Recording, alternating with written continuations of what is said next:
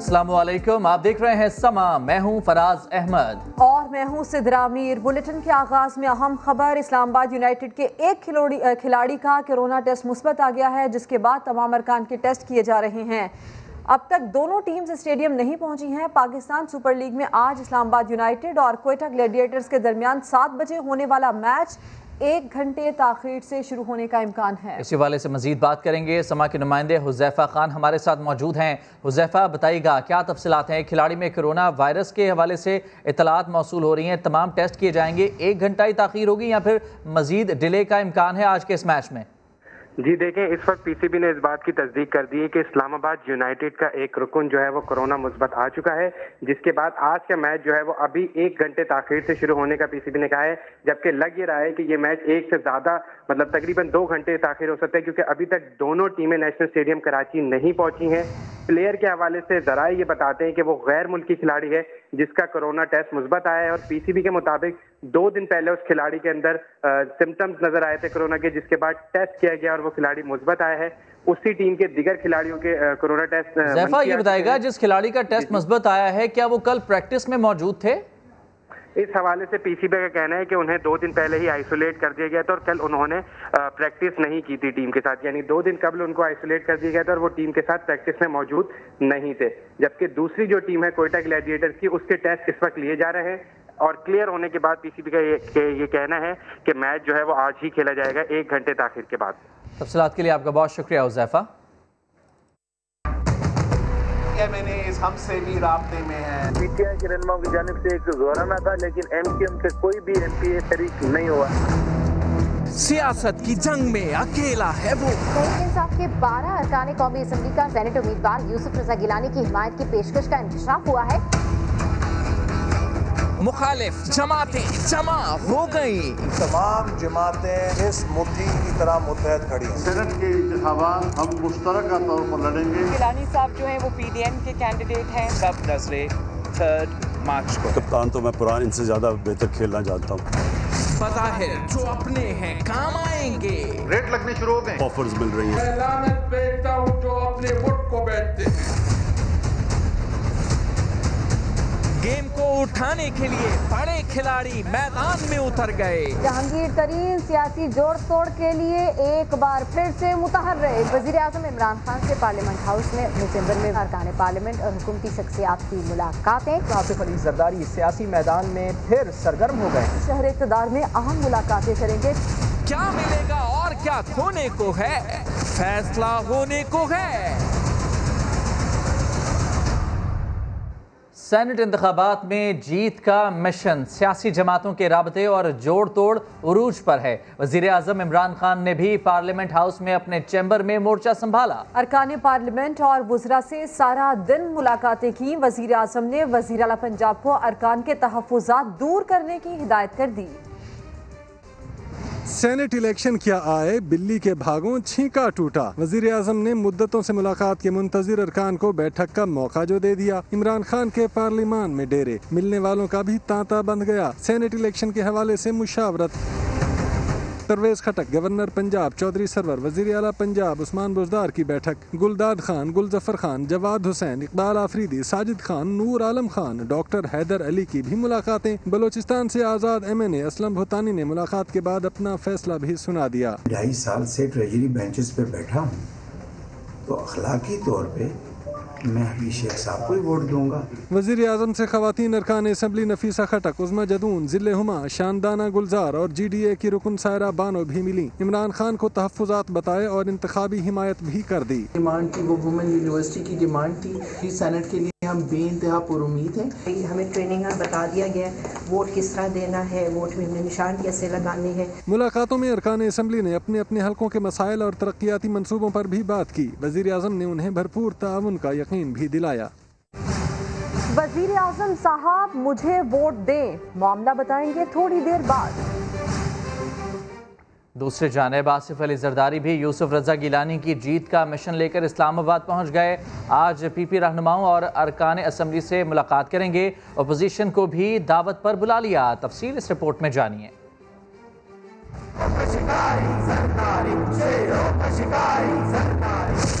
Senate का इंतखाबी मार्का यूसुफ रजा गिलानी को कामयाब कराने का मिशन। मुफाहमत के बादशाह एक बार फिर सियासी मैदान में मुतहर्रिक। सेनेट इंतखाबात में हुकूमत को टफ टाइम देने के लिए आसिफ जरदारी का शहर इख्तिदार में डेरा डालने का फैसला। साबिक सदर पीर को जियाले अराकीन असेंबली के इशाइये में शरीक होंगे। आसिफ जरदारी इस्लामाबाद में अहम मुलाकातें भी करेंगे। पीपल्स पार्टी ने अपोजिशन इत्तेहाद के अराकीन को मंगल के रोज दावत पर मदऊ कर रखा है। इस मौके पर भी साबिक सदर की मौजूदगी का इम्कान है। साबिक सदर सेनेट इंतखाबात में अपना वोट भी कास्ट करेंगे। आसिफ अली जरदारी ने एक बरस से अपनी सियासी सरगर्मियों को महदूद कर रखा था। ऐसे में पीडीएम के मुश्तरका उम्मीदवार यूसुफ रजा गिलानी ने वजीर आजम को खत लिखकर सेनेट के लिए वोट मांग लिया। लिखा, सियासी नजरियाती इख्तलाफात जमहूरियत का हुस्न है, लेकिन आज हमें यकजहती की ज़रूरत है। पार्लिमान के तकद्दुस और वकार के लिए इकट्ठे होना है। पीडीएम के मुश्तरका उम्मीदवार यूसुफ रजा गिलानी ने वजीर आजम को खत लिखा है और इस खत में ये कहा है कि सियासी नजरियाती इख्तलाफात जमहूरियत का हुस्न है। सेनेट के लिए उन्होंने वोट मांगा है और ये भी कहा है कि आज यकजहती की ज़रूरत है। पार्लिमान के तकद्दुस और वकार के लिए इकट्ठे होना लाजिम है। सेनेट इलेक्शन में एक दिलचस्प मार्का सिंध में होने जा रहा है, जिसमें सिंध की हुक्मरान जमात पीपल्स पार्टी ने अपनी अददी ताकत से कहीं ज़्यादा सेनेटर्स मुंतखब कराने की ठान रखी है, जबकि वफाक में तहरीक इंसाफ की इत्तेहादी MQM भी आसिफ अली जरदारी की जादूगरी के वार से बचने के लिए पीपल्स पार्टी से मिलकर ही इलेक्शन लड़ने पर गौर कर रही है। तफसील इस रिपोर्ट में जानिए।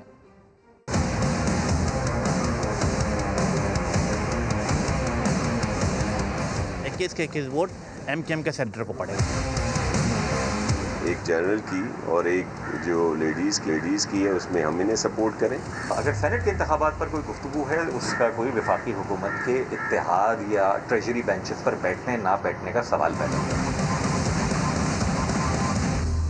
सेनेट इलेक्शन में सिंध असेंबली से किसको कितनी सीटें मिलेंगी, सबकी नजरें 3 मार्च के इलेक्शन पर लग गई हैं। सिंध असेंबली में कुल नशिस्तों की तादाद 168 है। सेनेट इलेक्शन में एक जनरल सीट के लिए 24 वोटों की जरूरत होती है, जबकि टेक्नोक्रेट और खवातीन नशिस्त के लिए 56 वोट दरकार हैं।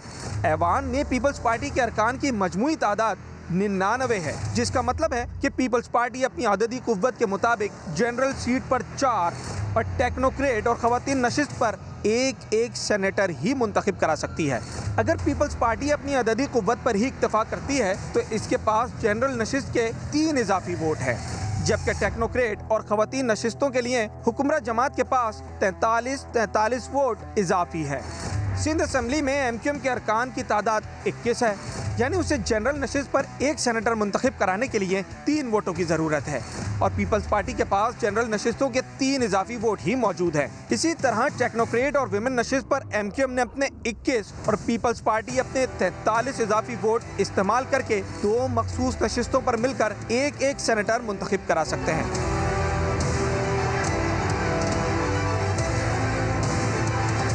इस नंबर गेम को देखते हुए पीपल्स पार्टी ने MQM को 1 जनरल नशिस्त और 1 विमेन नशिस्त देने की पेशकश की है। एक जनरल की और एक जो लेडीज़ की है उसमें हम इन्हें सपोर्ट करें और जो हमारे कैंडिडेट हैं उनको ये सपोर्ट करें। इसी रोज जनरल नशिस्त पर MQM के उम्मीदवार फैसल सब्जवारी ने भी अपनी गुफ्तगू में पीपल्स पार्टी से एडजस्टमेंट करने का इशारा दे दिया था। पंजाब में वो सब बैठे बंद कमरे में और आराम से उन्होंने वहाँ बिला मुकाबला अपने सेनेटर्स मुंतखब करवा लिए हैं। तो अगर सेनेट के इंतखाबात पर कोई गुफ्तगू है, उससे हमारा नहीं ख्याल कि उसका कोई वफाकी हुकूमत के इत्तेहाद या ट्रेजरी बेंचेस पर बैठने ना बैठने का सवाल पैदा हुआ। हालांकि उस दिन MQM से ताल्लुक रखने वाले वफाकी वजीर अमीनुल हक ने समा से गुफ्तगू में कहा था कि मुत्तहदा कौमी मूवमेंट वफाक में हुकूमती इत्तेहादी की हैसियत से मिलकर ही इलेक्शन लड़ेगी। गवर्नर हाउस में MQM पाकिस्तान की और PTI की मीटिंग हो चुकी है और उस पर फैसला किया जा चुका है। ये 2018-2021 है। 21 के 21 वोट MQM के सेंटर को पड़ेगा। मगर चंद घंटे में ही काया ऐसी पलटी कि MQM ने तहरीक इंसाफ और GDA के साथ होने वाले इतवार के इजलास में शिरकत से ही माजरत कर ली। अब एक बार फिर चलते हैं नंबर गेम की तरफ और जायजा लेते हैं कि तहरीक इंसाफ से मिलकर सेनेट इलेक्शन लड़ने में MQM के हाथ में क्या आएगा। पीटीआई और एमक्यूएम मिलकर जनरल नशिस्तों पर 3 सेनेटर्स जबकि टेक्नोक्रेट और विमेन नशिस्त पर एक सेनेटर मुंतखब करा सकते हैं। बिलफर्ज तहरीक इंसाफ एमक्यूएम को 2 नशिस्तें देने का वादा कर भी ले तो 2018 की तरह एमपीएस के बिकने का खदशा मौजूद है। जबकि पीपल्स पार्टी से मिलकर सेनेट इलेक्शन लड़ने में एमक्यूएम के 2 सेनेटर्स मुंतखब हो जाना यकीनी हो जाएगा और पीपल्स पार्टी के खिलाफ सेनेट इलेक्शन ना लड़ने की सूरत में एमक्यूएम के एमपीएस का शहंशाह मफाहिमत आसिफ जरदारी की जादूगरी की जद में आने का खतरा पूरी ताकत से मंडला रहा है। इसी जादूगरी की वजह से 2018 के सेनेट इलेक्शन में भी पीपल्स पार्टी अपनी अददी ताकत से कहीं ज्यादा सेनेट की नशिस्तें जीतने में कामयाब रही थी और अगर इस बार भी ऐसा होता है तो सवाल फिर एमक्यूएम को परेशान करेगा कि पीपल्स पार्टी के इतने सेनेटर्स कैसे बन गए। वोटों से के नोटों से के लोटों से बने हैं, ये राज हैं ऐसे जिन्हें खोला नहीं करते। जमहूरियत एक तर्ज़े हुकूमत है कि जिसमें अंदर की जो बातें हैं टटोला नहीं करते। कैमरामैन इम्तियाज अली के साथ साबरी समा, कराची। एमक्यूएम पाकिस्तान के रहनुमा डॉक्टर खालिद मकबूल सिद्दीकी कहते हैं कि तहरीक इंसाफ के शाइये में शिरकत मसरूफियत के सबब नहीं की, हुकूमत के इत्तेहादी हैं, साथ ना देने की कोई वजह नहीं। पीपल्स पार्टी गलत जगह गलत लोगों को डरा धमका रही है। समा से गुफ्तगू में उनका कहना था कि हमारे मुतालबात पर हुकूमत के इक़दामात नजर आने पर इत्मीनान होगा। आप हुकूमत को साथ स्टैंड करें सेनेट इलेक्शन में? नहीं, हुकूमत का हिस्सा है तो उसके साथ स्टैंड ना करने की कोई वजह नहीं है। तो हफीज़ शेख साहब इसका मतलब है मजबूत उम्मीदवार है? हमारे उम्मीदवार तो वही है इस वक्त। तो पीपल्स पार्टी आपके जो सिंध के अरकान हैं उनको डरा धमका रही है, पैसे के जोर लगा रही है? गलत जगह गलत लोगों को डरा धमका रही है। पैसे का जोर भी मेरा ख्याल है किसी कमज़ोर लम्हे पे तो काम आ सकता था, इस वक्त काम नहीं आएगा। पीपल्स पार्टी को शुक्रगुजार है कि वो आए, उन्होंने बात की। एक तरफ हुकूमत से इत्तेहाद, दूसरी तरफ पीपल्स पार्टी की पेशकश। सेनेट इलेक्शन के हवाले से एमक्यूएम के अरकान सिंध असेंबली का इजलास बहादुराबाद मरकज़ में जारी है। इसी से मुतालिक बात करेंगे खुर्शीद आलम से। खुर्शीद आलम साहब बताइएगा, क्या मालूम होता है, झुकाव इत्तेहाद की तरफ है या ऑफर की तरफ? देखिए, यहाँ पर एमक्यूएम की राब्ता कमेटी का इजलास हो रहा है जिसमें मुख्तलिफ अरकान सिंध असेंबली भी मौजूद हैं और सेनेट के इंतखाबात के हवाले से तरीक़ाकार और वोटिंग के तरीक़ाकार पर ब्रीफिंग दी जा रही है। लेकिन सबसे अहम तरीन बात यह है कि एमक्यूएम के जिन रहनुमा से हमारी बात हुई है उनके साउंड क्लिप्स हमारे पास मौजूद हैं जिसमें उन्होंने तस्दीक की है कि हम अपने इत्तेहादी के साथ थे और इत्तेहादियों के साथ ही रहेंगे। वसीम अख्तर ने भी इस बात की तस्दीक कर दी है कि हम पीटीआई का साथ देंगे और ख़ुद senior deputy convener Aamir Khan ने भी इस बात का इशारा दिया है। तहम सियासी जमातों के दरवाजे एक दूसरे के लिए खुले होते हैं, उस हवाले से उन्होंने खैर मकदम किया कि पीपल्स पार्टी से आइंदा भी बातचीत और गुफ्तगू का दरवाज़ा खुला रहेगा।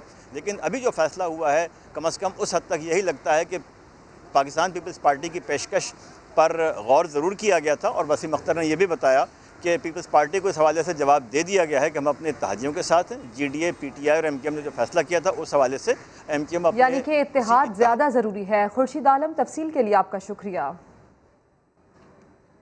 तहरीक इंसाफ के रुकन सिंध असेंबली करीम बख्श गबोल ने पार्टी उम्मीदवार को वोट ना देने का ऐलान कर दिया। वीडियो बयान में कहा कि वो ऐसे शख्स को वोट नहीं देंगे जिसने पैसे देकर सेनेट का टिकट लिया हो।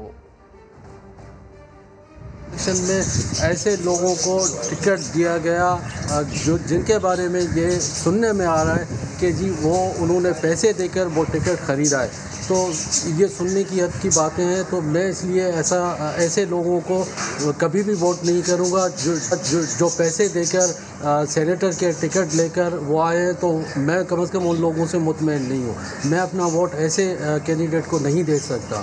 मैं जिन लोगों से मुतमईन हूँगा उनको वोट दूँगा।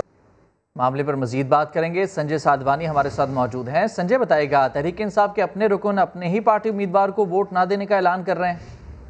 जी बिल्कुल, पाकिस्तान तहरीक इंसाफ में दरारें पड़ गई हैं। पाकिस्तान तहरीक इंसाफ के रुकन हैं कराची से करीम बख्श गबोल, उन्होंने पार्टी उम्मीदवार को वोट ना देने का ऐलान किया है। उन्होंने कहा है कि इख्तिलाफ ये है कि जो पार्टी ने उम्मीदवार खड़ा किया है वो पैसे देकर सेनेट की टिकट लिए, इसलिए अपनी मर्जी के मुताबिक वोट दूंगा। पाकिस्तान का आइन ज़मीर के मुताबिक वोट देने की इजाज़त देता है। तो पाकिस्तान की तहरीक इंसाफ की सिंध में पहली विकेट गिर गई है। हमारे पास ये इत्तलात है पीपल्स पार्टी के मुख्तलिफ लोग PTI के मुख्तलिफ अराकीन से रब्ता कर रहे हैं और उनसे वोट मांग रहे हैं। कुछ लोग शर्तें भी रख रहे हैं कि आइंदा सिलेक्शन में टिकट समेत दीगर शरायत हैं जिन पर बातचीत हो रही है। तो इस तरह पाकिस्तान तहरीक इंसाफ को पहला झटका सिंध से लग गया है। पहला झटका सिंध से लग चुका है। तफसीलात के लिए शुक्रिया आपका संजय। मज़ाहमत की सियासत करने वाले मुफाहमत के ट्रैक पर आ गए। बराबर की सीटें दे दो, इलेक्शन नहीं लड़ेंगे। महमूद खान अचकज़ई और अब्दुल गफूर हैदरी ने हुकूमत को पेशकश कर दी। बात चल रही है, सीनेट का चेयरमैन आया हुआ है कि बाबा तमाम पाकिस्तान में मुतफिका इंतखाबात हुए हैं। बाबा जिंदाबाद संजरानी साहब, जाओ जान साहब से मिल लो। हैदरी साहब हमारे लीडर हैं यहाँ। आधे सीनेट की सीट आपके, आधे हैदरी साहब के। न इलेक्शन होगा, न बदगुमानी होगी, खैर खैरियत होगी। अगर वो वाकई गड़बड़ ख़त्म करना चाहता है, ये इब्तिदा है सीनेट के इंतखाबात। 6 दे दें हैदरी साहब और अख्तर को, 6 दे दें बैल और बैल की गाड़ी को। बस पाकिस्तान आगे हम बात करते रहेंगे। भाई भाई के बराबर होता है, 50-50। मैंने कहा ये आपकी अच्छी ख्वाहिश है और हम इसका खैर मकदम करते हैं, बशर्ते कि हिसाब किताब बराबर हो, हिस्सा बकदर जुस्सा हो। सेनेट इंतखाबात के लिए वोटिंग खुफिया ही होगी, लेकिन वोट हमेशा के लिए खुफिया नहीं रखा जा सकता। सुप्रीम कोर्ट ने सदारती रेफरेंस पर अपनी तारीखी राय दे दी। इंतखाबी अमल से करप्शन का खात्मा इलेक्शन कमीशन की जिम्मेदारी करार। शफाफियत के लिए हर किस्म की टेक्नोलॉजी इस्तेमाल की जा सकती है। इस्लामाबाद से रिपोर्ट कर रहे हैं जुल्करनैन इकबाल। सेनेट इलेक्शन खुफिया बैलेट से होगा, मगर डाले गए वोट हमेशा के लिए खुफिया नहीं रह सकते। ऐवान बाला के इंतखाबात पर आइन और कानून दोनों का इत्तलाक होगा। सुप्रीम कोर्ट ने सदारती रेफरेंस पर अपनी राय दे दी।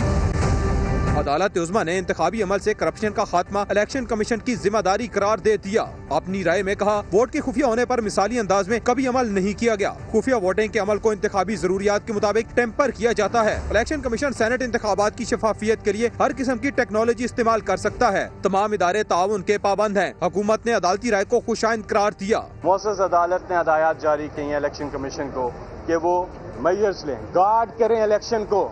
ये जो वोटों को खरीदा जाता है, इस चीज को प्रोटेक्ट करना है, चोरी का रास्ता रोकना है। JUI के वकील भी अदालती राय से मुतमईन नजर आए। सुप्रीम कोर्ट ने आज ये वाजे आर्डर में ये राय दे दी है कि जो सेनेट के इलेक्शन है वो आइन के मुताबिक है, आइन के अंडर है। बैलेट की सिक्रेसी है वो इंटैक्ट रहेगी। बैलेट पे कोई निशान नहीं लग सकता, कोई ऐसा मार्क नहीं लग सकता कि जिससे बैलेट ट्रेस हो और बैलेट की सिक्रेसी वायलेट हो। सुप्रीम कोर्ट के 5 रुकनी बेंच ने 4-1 के तनासुब से राय दी। जस्टिस शाहजहां अफरीदी ने अदालती राय से इख्तिलाफ करते हुए कहा, रेफरेंस में पूछा गया सवाल कानूनी नौइयत का नहीं। सुप्रीम कोर्ट के फैसले पर मरियम नवाज कहती हैं कि एक बार फिर साबित हो गया कि आइन बदनीयती पर मबनी साजिशी ऑर्डिनेंसेस से बहुत बालातर है। ट्विटर पैगाम में लिखा कि अब खंबे नोचती खिसियानी बिल्लियां टेक्नोलॉजी का वावेला कर रही हैं। उज़्मा बुखारी बोली, अब सदर मुमलिकत की पोजीशन मुतनाज़ हो गई है, उन्हें इस्तीफा दे देना चाहिए। वोट की ताकत से डरते क्यों हो? मरियम नवाज का ट्विटर पैगाम में सवाल। लिखा, साबित हो गया आइन वोट चोरों की चालबाजियों, बदनीयती पर मबनी रेफरेंसों और साजिशी ऑर्डिनेंस से बालातर है। खंबे नोचती खिसियानी बिल्लियां टेक्नोलॉजी का वावेला कर रही हैं। याद रखो, डस्का धुंध टेक्नोलॉजी अब नहीं चलेगी। उज़्मा बुखारी ने प्रेस कॉन्फ्रेंस करते हुए सदर आरिफ अलवी के इस्तीफे और मवाख़ज़े का मुतालबा कर दिया। सदर ममलिकत की पोजीशन भी बहुत कंट्रोवर्शियल हो गई है। मैं समझती हूँ कि सियासी जमातों को सोचना चाहिए कि सदर ममलिकत अपनी पोजीशन पर अब कायम रहने की जो है वो ताकत खो चुके हैं। सदर ममलिकत को खुद या इस्तीफा दे देना चाहिए या उनके खिलाफ अदम एतमाद लानी चाहिए। लीगी तर्जुमान मरियम औरंगजेब बोली, इलेक्शन कमीशन खुफिया बैलेटिंग के अलावा कोई और तरीक़ेकार तभी इख्तियार कर सकता है जब पार्लियामेंट ऐसा कोई कानून बनाए। कहीं भी सुप्रीम कोर्ट के शॉर्ट ऑर्डर में ये डायरेक्शन नहीं दी गई इलेक्शन कमीशन को कि वो सेनेट इलेक्शन ये वाला जो हो रहा है उसको, या बैलेट पेपर या जो उसकी ट्रेसेबिलिटी है उसको इस इलेक्शन में इंश्योर करे। मरियम औरंगजेब ने कहा, सुप्रीम कोर्ट की राय आइन के मुताबिक है, नून लीग इसका खैर मकदम करती है। सुप्रीम कोर्ट की राय पर हुकूमत भी खुश और अपोजिशन भी खुश, दोनों इसे अपने मौक़िफ़ की जीत करार दे रहे हैं। वज़ीर इत्तलाह शिबली फराज और PP रहनुमा लतीफ़ खोसा का क्या कहना है, आइए सुनते हैं। आज का जो फैसला है एक बहुत ही तारीखी है। आइन की सही तशरीह और तौसीक की गई है। जिस बात का इकरार किया या जिस बात की निशानदही की वो ये थी कि इलेक्शंस को शफाफ बनाने के लिए टेक्नोलॉजी का इस्तेमाल होना चाहिए। बैलेट्स को जांच पड़ताल करनी है तो इसकी मैकेनिज्म भी इलेक्शन कमीशन ऑफ पाकिस्तान मुतय्यन करेगी। Secrecy of the ballot Daimi नहीं है, यानी परमानेंट नहीं है। सुप्रीम कोर्ट ने इसके बरक्स कह दिया कि आर्टिकल 226 ही में ये इलेक्शन हो रहे हैं। इमरान खान की जो 22 साल जदोजहद है ये उसकी एक माइलस्टोन है।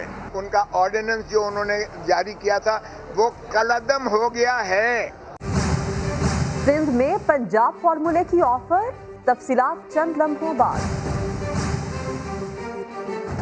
अटॉर्नी जनरल खालिद जावेद खान कहती हैं जो चाहते थे वो मिल गया। सुप्रीम कोर्ट की राय का इतलाक हालिया सेनेट इंतखाबात पर भी होगा।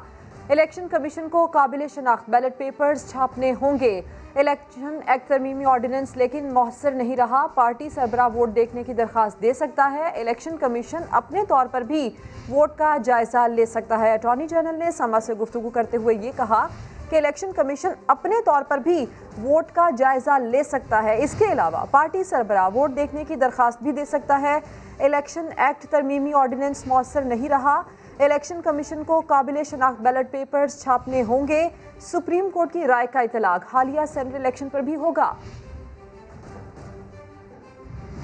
साबिक सेक्रेटरी इलेक्शन कमीशन कुंवर दिलशाद कहते हैं कि अटॉर्नी जनरल लोगों को उलझा रहे हैं, ऐसा ना करें। इलेक्शन कमीशन के पास कोई टेक्नोलॉजी नहीं कि जिससे हॉर्स ट्रेडिंग रोकी जा सके। समाज से गुफ्तगू में कहा कि इलेक्शन कमीशन नैब, ISI और FIA से मदद हासिल कर ले, शायद हॉर्स ट्रेडर्स बाज आ जाएं। अटॉर्नी जनरल ने फिर अबहम पैदा कर दिया है। अटॉर्नी जनरल कहते हैं कि जनाब इस पर इलेक्शन कमीशन जो है हमारी सीक्रेट बैलेटिंग के बारे में हमें कोई बताएं, टेक्नोलॉजी या तरीका बताएं। तो ये तो एक राय दी है सुप्रीम कोर्ट ऑफ पाकिस्तान ने। तो इलेक्शन कमीशन पाकिस्तान के पास तो कोई ऐसा और टेक्नोलॉजी मेरी नज़र में तो नज़र नहीं आ रहा कि कोई टेक्नोलॉजी है जिसकी वजह से वो हॉर्स ट्रेडिंग को या कट प्रैक्टिस को रोकथाम के लिए कदम उठा सके। इलेक्शन कमीशन ऑफ पाकिस्तान जो है कौमी इंतखाब ब्यूरो, FIA और ISI के इदारे की खदमात हासिल करे ताकि जो हॉर्स ट्रेडिंग हो रही है या कट प्रैक्टिस हो रही है उसके बारे में कोई अजाला भी हो जाए। विफाकी वजीर दाखिला ने सेनेट इंतखाबात से मुतालिक सुप्रीम कोर्ट की राय को खुशाइन करार दे दिया। समा से खुसूसी गुफ्तगू में कहा पंजाब की तरह खैबर पख्तूनख्वा में भी मामला तय हो जाएंगे। आसिफ जरदारी को समझ आ गया है कि इस बार पैसा नहीं चलेगा। सब सुप्रीम कोर्ट का फैसला आया सीक्रेट बैलेटिंग के ऊपर। आप पहले दिन से कहते थे, असेस करते थे, तो क्या समझते हैं कि ये ठीक फैसला है? ठीक फैसला है जी। सुप्रीम कोर्ट के फैसले को कौन गलत कह सकता है। और आर्टिकल 226 के तहत इन्होंने फैसला दिया है क्योंकि आइन में अमेंडमेंट करने के हमारे पास इख्तियारात नहीं थे। तो इसलिए मैं समझता हूँ कि इंशाल्लाह शेख हफीज जीतेंगे। मुझे अल्लाह से पूरी उम्मीद है कि वो जीतेंगे। सर सीक्रेट बैलेटिंग के अंदर कहीं पे कोई गेम हो सकती है? पंजाब तो क्लियर हो गया, पंजाब तो मैनेज हो गया। इंशाल्लाह KPK भी हो जाएगा कुछ ना कुछ कल तक। आसिफ जरदारी इस दफा पैसा नहीं चलाएगा। मुझे यकीन है कि आसिफ जरदारी को समझ है कि पैसा चलाने काम नहीं आएगा। सेनेट इलेक्शन के बाद PDM की जो एक इंटेंसिटी थी वो आपको कैसी नजर आ रही है? मुझे कमजोर दिखाई दे रही है। सेनेट इलेक्शन के बाद PDM के जो मामलात हैं तो सारे ये मामलात TV पे ही करते हैं, सो वो भी कमजोर पड़ जाएंगे और लॉन्ग मार्च भी इंशाल्लाह ताला। शेख साहब मेरा आखिरी क्वेश्चन, नवाज शरीफ के पासपोर्ट की रिन्यूअल के हवाले से सोशल मीडिया पे कल चल रहा था कि नवाज शरीफ का पासपोर्ट रिन्यू हो गया है। मैं बतौर इंटीरियर मिनिस्टर ये कह सकता हूँ कोई रिन्यू कोई राब्ता हुआ है उनके रिन्यूअल के हवाले से? अगर उन्होंने पाकिस्तान आना हो तो 24 घंटे के अंदर उनको स्लिप दी जा सकती है अगर पाकिस्तान आना हो। सिंध असम्बली के इजलास में सुप्रीम कोर्ट की राय का तज़किरा। हुकूमत और अपोजिशन अरकान के दरमियान नोकझोंक का सिलसिला भी रहा। संजय साधवानी रिपोर्ट करेंगे। अपोजिशन लीडर हलीम आदिल शेख ने सिंध असम्बली में कहा कि पंजाब में सेनेट इलेक्शन के हवाले से एडजस्टमेंट हो गई। कहा जाता है कि सिंध असम्बली में मंडी लगेगी, ये अफसोसनाक है। पंजाब में तो सेनेट इलेक्शन के हवाले से एडजस्टमेंट हो गई है, बड़े अच्छे अंदाज में हो गई है। वहाँ नून भी थी, PP भी थी, PTI भी थी, PMLQ भी थी, एडजस्टमेंट हो गई। एक बात चलती है कि जी असल मंडी सिंध में लगेगी, क्यों लगेगी?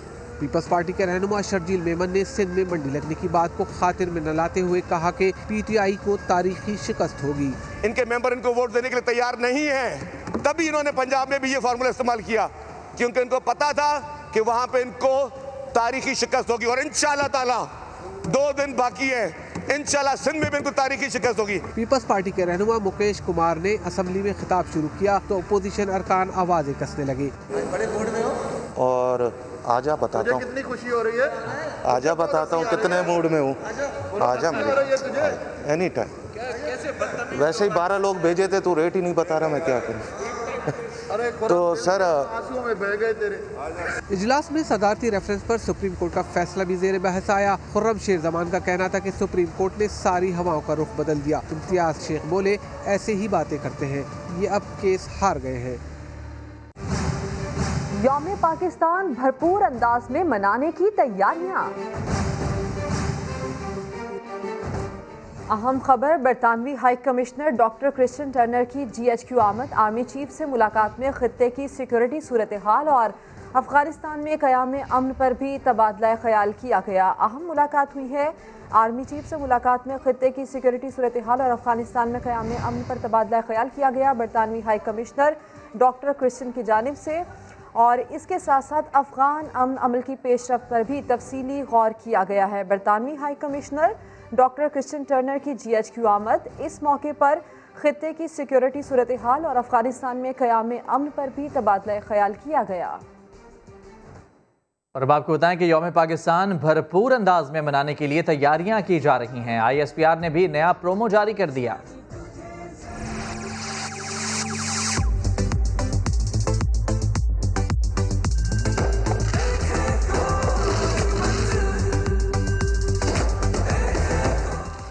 मज़ीद खबरें इस ब्रेक के बाद। आप रहिए समा के साथ।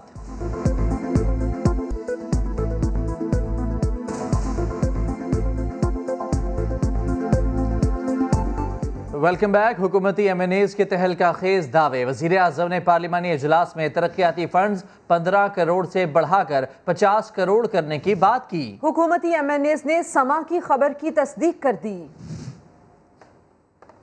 अल्हम्दुलिल्लाह काफ़ी हद तक फंड रिलीज़ भी हो गए। आइंदा साल के भी खान साहब ने बात की है कि हम इतने अमाउंट तक कोशिश करेंगे कि आपको दे दिए जाए। 15 करोड़ का उन्होंने रिलीज़ किया है। ऐलान तो जो खान साहब ने किया है वो 50 करोड़ का किया अगले बजट। उस वक्त बिल्कुल उन्होंने इस चीज़ को बड़ा अप्रिशिएट किया। तालियां वालियां बजा के, डेस्क बजा के, तो इस तरह जाहिर है उन्होंने कहा कि चलें अलाउंस बढ़ गया बहुत ज़्यादा। फंड्स तो देखिए एक ज़रूरी चीज़ है ना। हमारे सारे MNAs जब पार्लियामेंट की मीटिंग होती है प्राइम मिनिस्टर के साथ, सब यही कह रहे होते हैं हमारे काम नहीं हो रहे। तो वो गलत क्या, आप तो सही ऑर्डर भी नहीं मान रहे। हमारे पहले 15 करोड़ का फंड्स जो है वो उन्होंने ऐलान किया था, लेकिन अब बढ़ाने की बात 50 का वादा कहा, ऐलान कर दिया था, लेकिन बाद में उन्होंने कहा पता नहीं वो ये हम इतने हम दे सकेंगे कि नहीं, बजट में इतनी गुंजाइश है कि नहीं, वो नेक्स्ट बजट में शायद देंगे। प्राइम मिनिस्टर इमरान खान साहब ने ही किया था लास्ट मीटिंग में, क्योंकि MNAs बहुत हो रहे थे कि 15 करोड़ कम है, तो सब लोग कह रहे थे 50 पे तो हमारा पूरा हल्का सवर जाएगा। 15 में नहीं हो पा रहा था। एक हल्का बहुत बड़ा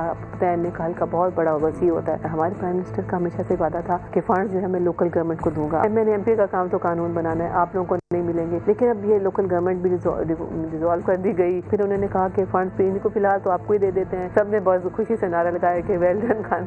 फंड्स बढ़ाने का जी प्राइम मिनिस्टर ने भी जिक्र किया था और बाकी भी टीम ने कहा था कि हम बढ़ाएंगे। वो तो हर दफ़ा कहते हैं, हमें ख़वातीन को भी कहते हैं। अच्छा, क्या आपको भी फंड्स मिलेंगे, फिक्र ना करें। कराची के ज़्यादा हैं क्योंकि वहाँ पे हमारी हुकूमत नहीं है ना। उनके लिए पैकेज इस तरह से है कि पूरे कराची में बहुत बड़े पैमाने पे काम शुरू हो गए हैं, तो वो भी उनको तसल्ली है। अपने फंड्स तो जो उनको मिले हैं सो मिले हैं। कोई मुंतखब नुमाइंदा अहल है या नाअहल, मामला हल करने के लिए पार्लियामेंट में फोरम बनाया जा सकता है या नहीं। साबिक सदर आसिफ अली जरदारी और वफाकी वजीर फवाद चौधरी नाअहली केस में इस्लामाबाद हाई कोर्ट ने स्पीकर कौमी असम्बली और चेयरमैन सेनेट से राय मांग ली। सुहेल रशीद रिपोर्ट करेंगे।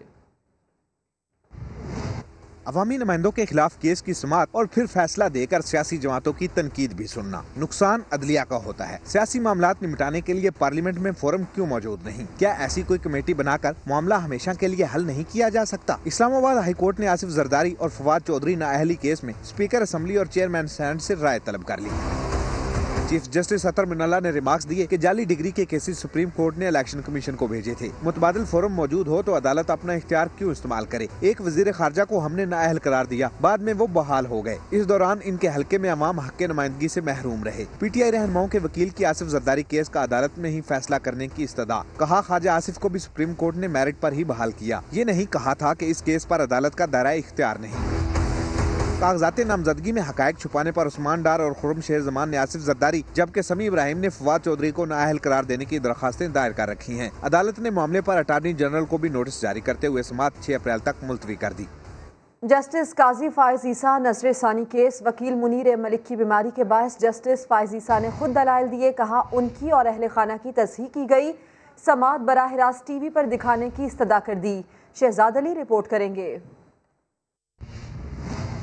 जस्टिस काजी फायज ईसा नजर सानी केस। जस्टिस उमरता बनियाल की सरबराही में सुप्रीम कोर्ट में फुल कोर्ट समाअत। जस्टिस काजी फायज ईसा जजेस ड्रेस कोड के बगैर अदालत आए। सरीना ईसा और बेटी भी कमरा अदालत में मौजूद रहीं। दरखास्त गुजार जस्टिस काजी फायज ईसा ने अपने वकील मुनीर मलिक की बीमारी के बायस खुद दलाइल दिए। कहा मई 2019 से हम बहुत कुछ भुगत रहे हैं। हमें अवामी सतह पर इल्जाम तराशियों का सामना है। मेरी अहलिया ने बहुत कुछ सुना जो इनके साथ ज्यादती है। चाहता हूँ नजर सानी दरखास्तों पर समाअत बराह रास्त दिखाई जाए। PTV और पैमरा को कवरेज का हुक्म दिया जाए। जानना चाहता हूँ हुकूमत मेरी दरखास्त की मुखालफत करती है या नहीं।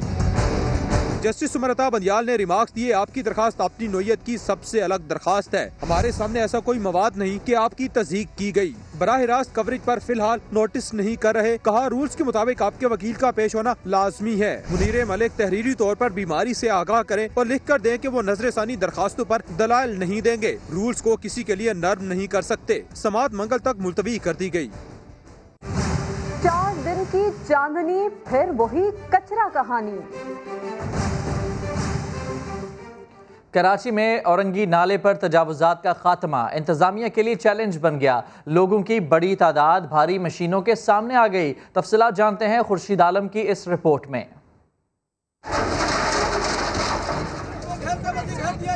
औरंगी नाले पर कार्रवाई के लिए भारी मशीनरी और पुलिस 0 पॉइंट पहुंची तो इलाका मकीन मुश्तइल हो गए। 32 साल से रह रहे हैं इस घर पे। हमारा लीज किए 28 साल हो गया।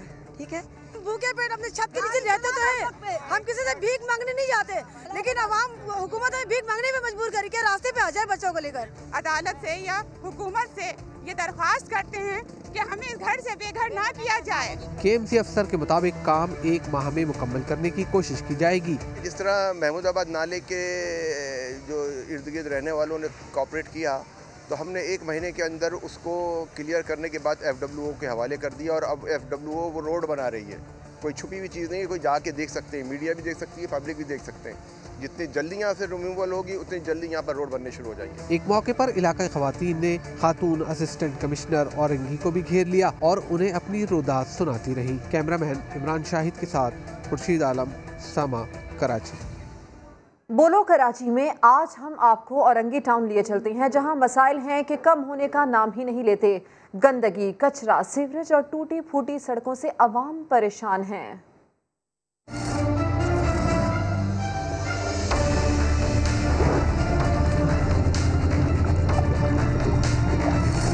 मेरा नाम उमर हुसैन है। मैं औरंगी टाउन कराची का रिहायशी हूँ। आप मेरे मोहल्ले की सूरत देख सकते हैं।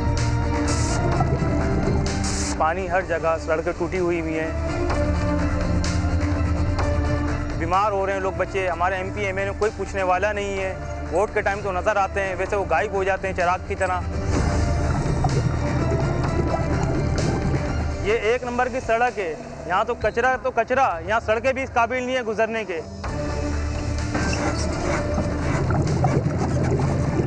ये गलियों में गटर बह रहा है। यहाँ नमाजी नमाज पढ़ने नहीं जा सकते। इतनी सीवरेज का पानी गंदा हो रहा है, नापाकी हो रही है, कोई पूछने वाला नहीं।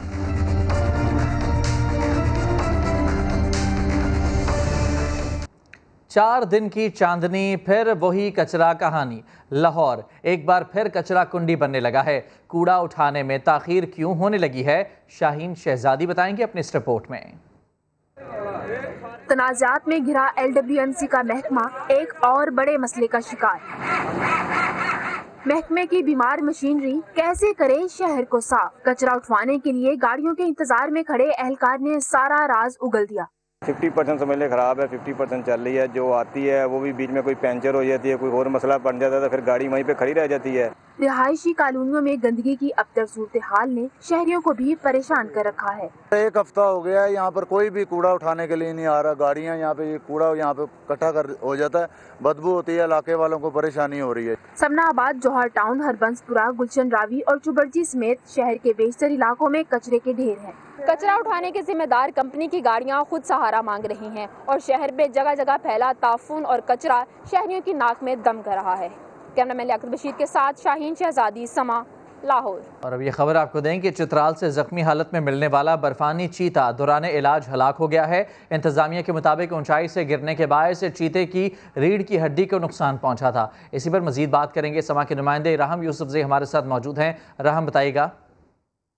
जी बिल्कुल, ये चित्राल से 60 किलोमीटर दूर एक इलाके में ये रात के वक्त ये बर्फानी चीता पहाड़ से गिर गया था, जिसको वहाँ के मकामी लोगों ने रेस्क्यू किया। ताहम वो इतना खराब हो चुका था कि उसको तकरीबन आधा वो पैरालाइज हो चुका था, जिसको रातों रात यहाँ पे पेशावर जू इलाज के लिए मुंतकिल किया गया। ताहम वो जख्मों की ताब न लाते हुए वो आज उसकी मौत वाक़ हो गई है।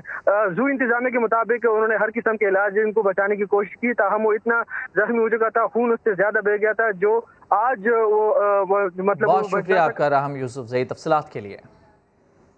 बुलेटिन के आखिर में बताते हैं, कराची में डॉग शो हुआ तो पालतू कुत्तों ने मासूम अदाओं से सबके दिल जीत लिए। रेहान अहमद की रिपोर्ट देखिए।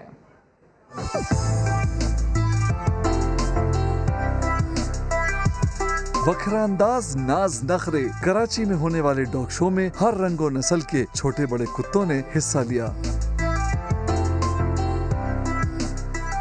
डॉग शो में अपने कुत्ते के साथ शरीक होने वालों में 26 साल ताहा भी शामिल था। नौजवान और उसके पालतू जानवर हंटर की दोस्ती बड़ी पुरानी है। वैसे मेरे घर पे एक और भी डॉग है मेरा।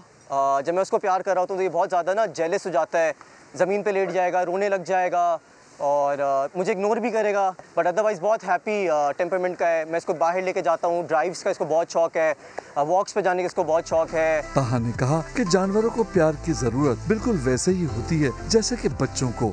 ये एक मजाक नहीं है कि आप एक जानवर लेकर आ जाएं, बेज़बान जानवर लेकर आएं और उसको आप अटेंशन ना दें, क्योंकि इस तरीके से क्या होता है, इनका टेम्परमेंट जो होता है ना वो ख़राब हो जाता है। ये बहुत ज़्यादा गुस्से में भी आ जाते हैं। कई मैंने ऐसे कुत्ते भी देखे हैं जिनके मालिक उनको आके टाइम नहीं दे रहे होते हैं, वो थोड़ा बदतमीज़ हो जाते हैं, एग्रेसिव हो जाते हैं। डॉग शो में शामिल हर कुत्ते और मालिक की एक अलग कहानी थी, क्योंकि हर एक का पालतू जानवर ही उसका बेहतरीन दोस्त था। कुत्ते और इंसान की दोस्ती की कहानी सदियों पुरानी है और ये रिश्ता जुड़ा है वफादारी के अनमोल रिश्ते के साथ। कैमरामैन सनाउल्लाह के साथ रेहान अहमद, समा, कराची।